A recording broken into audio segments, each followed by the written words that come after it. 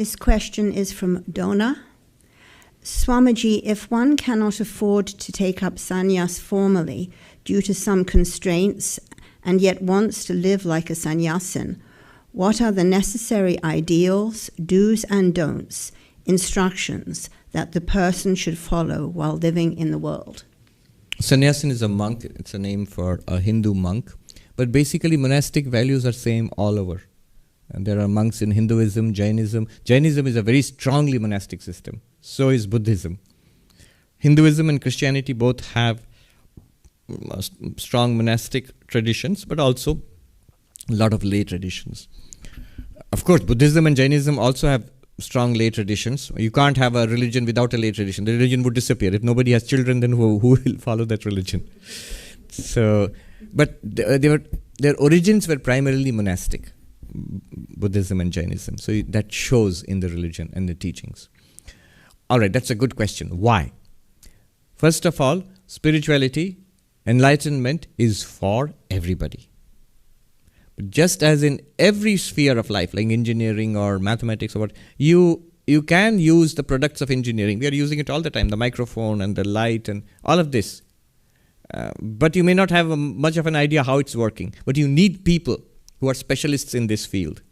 And everybody else can keep using it. Similarly, in spirituality also, you need specialists. It could be a priest, an imam, a theologian, church father. And among specialists also, there may be like super specialists who do only that and nothing else. So their quest is enlightenment, God realization, and nothing else. And there may be such people. So some religions have strong monastic traditions. Now these values are of use for everybody.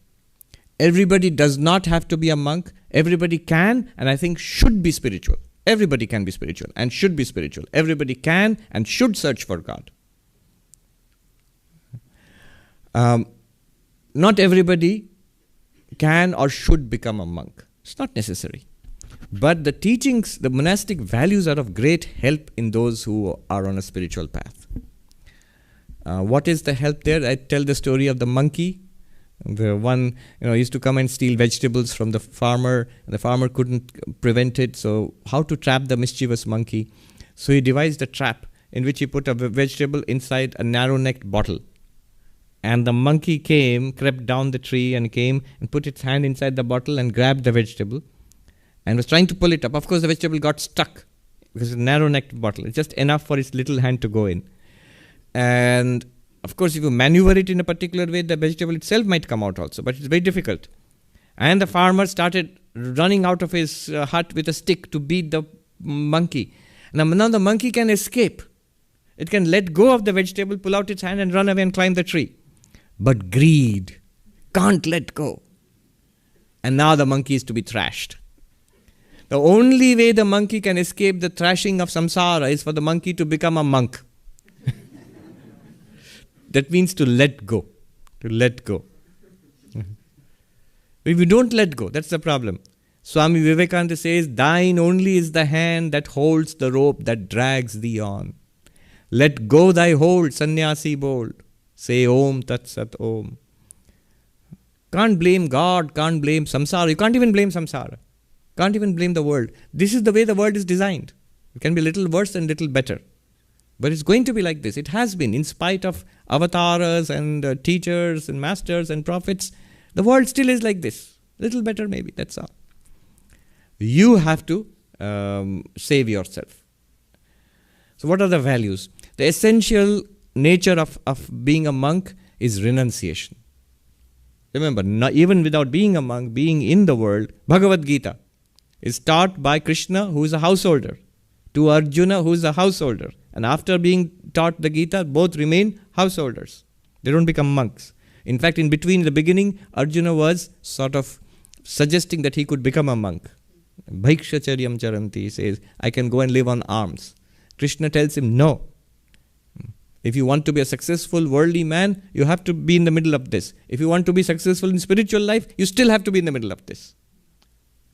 So, Even if you are not that super specialized kind who wants only God, if you want that, well and good, we welcome you with open arms. But if you don't want that, or you want, many people cannot, because they are in such social circumstances, not practically possible to become a monk. But you can internally become monk-like. One has to become monk-like. You don't have to become literally, even a monk has to be monk-like. If a monk is worldly, then no greater disaster than that. The Gita says, mithyachara sahuchyate. This is called hypocrisy. To sit quietly with withdrawing from the world of action and then think of the things one can get through the world of action. That's a kind of, that's hypocrisy. Instead of that, it's better to be engaged in action, but imbibe the values of monasticism internally. Be monk-like internally. What does that consist of? Sri Ramakrishna was very clear. Kam kanchon tag. The renunciation. Renunciation of what? Renunciation of acquisition of wealth and the pursuit of lust. He was pretty blunt about it. These are the two places where most people are, anybody who feels trapped, bound in samsara, at the root are these two. That somehow, in some sensory way, sensual way, world will give me pleasure, and that will give me fulfillment. That's one. The other one, by accumulating stuff in the world.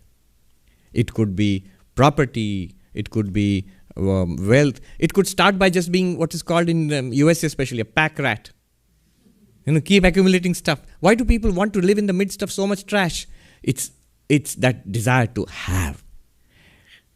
Where does it come from? Even these desires, they are rooted in your nature as Satchidananda. Sat, being. I don't know myself as being. The more stuff I have, I feel my being expanding. I have more. I am more. It could just be rubbish. You notice, sometimes unfortunate, mentally ill person, homeless, lugging along a huge sack of stuff. So, is it that poor person's essential stuff? No, it's not essential stuff. It's random garbage picked up from here and there. Why? I am more with stuff. And that is really relevant to the United States. Very overrun with stuff. When your house is overrun, it goes into a garage. When there is no space for the car in the garage, it goes into a unique creation of the United States, storage space. People buy storage space, big places, where it's just, what's there? Just stuff. For what? For nothing, just for being there. It is very philosophical, pure being, existence itself. That is Kanchana. Sri Ramakrishna calls it gold. Pursuit of gold means this. And then the other one is Kama, sensual pleasure. It is rooted in our nature as Ananda. Our nature is bliss. We don't like being unhappy. We don't like being miserable. We don't like unpleasant stuff. We like being pleasant and happy and pleasurable, everything nice. So that comes from our real nature because it is nice.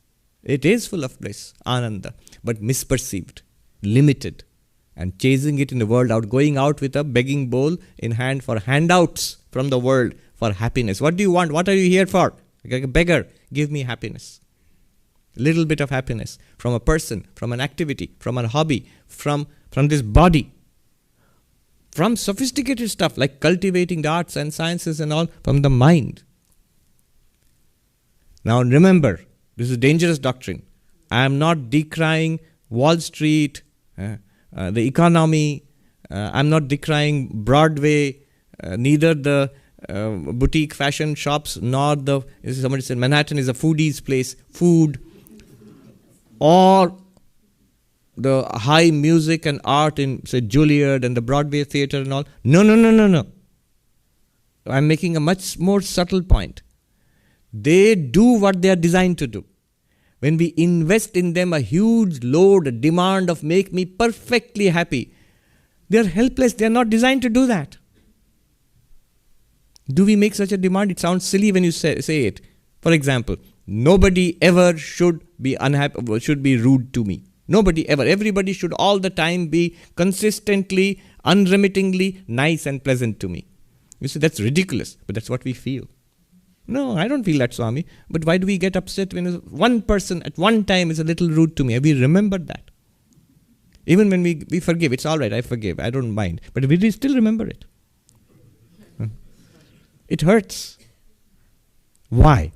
Deep inside is this unexamined belief the world owes us happiness. So, renunciation of gold, renunciation of lust. That is fundamental renunciation. With that can come all kinds of other renunciation.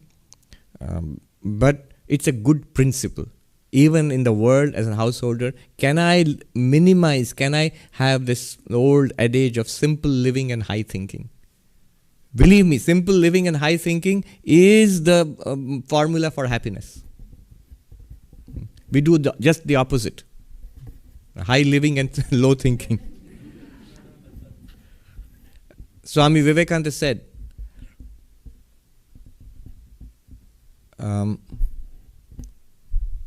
that he said this mixture of childlike simplicity and utter seriousness. If you look at Vivekananda, he's exactly like that. His American devotees and followers used to say he was like this great big boy. And it's a combination of childlike simplicity and utter seriousness. We do exactly the opposite. We are extremely complex and utterly shallow. And therefore unhappiness. We become complicated creatures, and our lives are utterly shallow. Our thought lives, our intellectual lives, the way we lead our lives is shallow. And as people, the way we behave with each other and towards ourselves, very complex.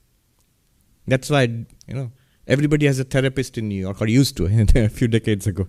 Just luckily going out of style. So these are the values. The central value of being a monk is renunciation. How much can you do without?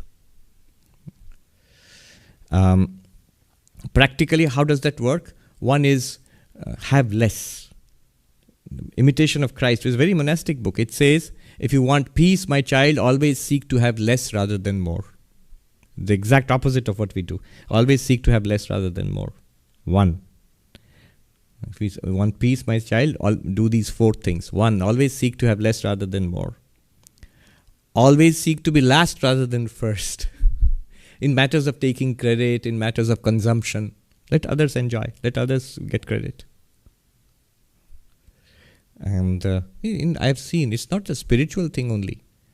People who are respected, great people in any organization, could be a business organization, could be a scientific and academic organization, they follow these principles. Not consciously, they come to it automatically. And they are respected in that organization, a scientific organization, a commercial organization, a business empire. Simple life. Putting others forward, not myself. Is he less successful because of that? Not at all. They're usually the top people.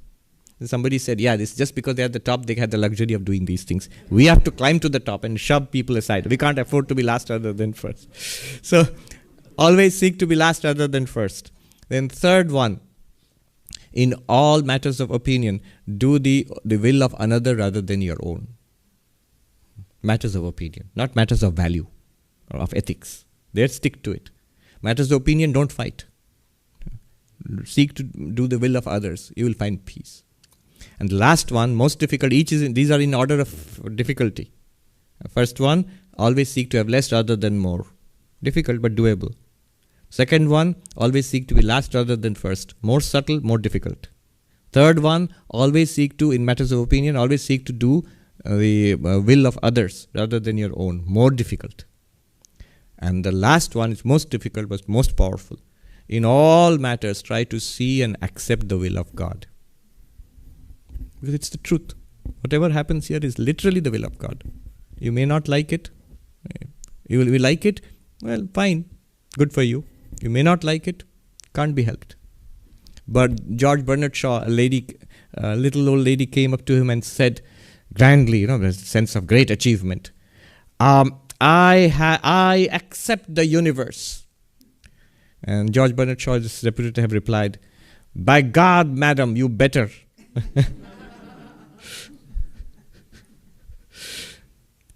So, these are the practices for monasticism.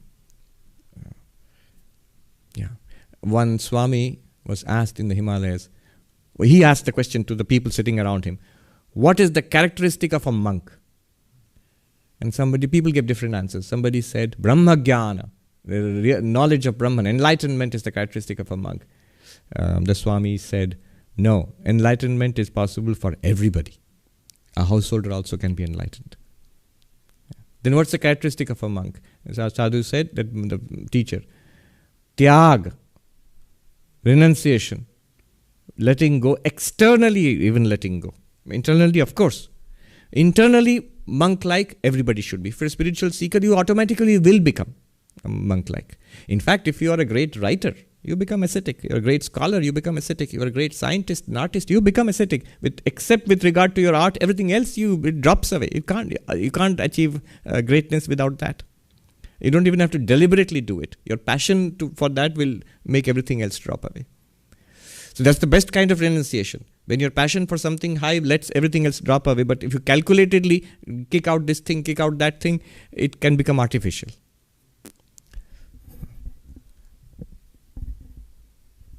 All right. Yeah, we can talk more about this.